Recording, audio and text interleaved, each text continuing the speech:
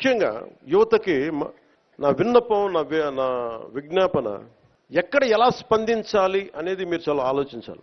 చావు సమయంలో కూడా, ప్రమాదమైన సమయాల్లో కూడా నేను వస్తే సినిమా పేర్లు కానీ, కేరింతలు కానీ, ఒకళ్ళు చావుకి వెళ్ళాం మనం, ఒకళ్ళు దెబ్బలు తిన్నారు, చనిపోయారు.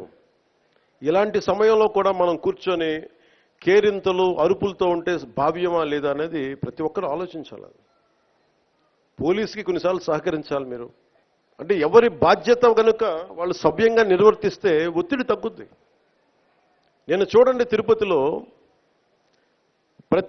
ప్రతి ఒక్క వ్యక్తి కనుక వాడి బాధ్యత నిర్వర్తించుంటే సరిగ్గా ఇంతమంది మంత్రులు వెళ్లాల్సిన పరిస్థితి ఉండేది కాదు, ముఖ్యమంత్రి రావాల్సిన పరిస్థితి ఉండేది కాదు, నేను వెళ్లాల్సిన పరిస్థితి ఉండేది కాదు, ఎంటైర్ క్యాబినెట్ ఉండాల్సిన పరిస్థితి ఉండేది కాదు.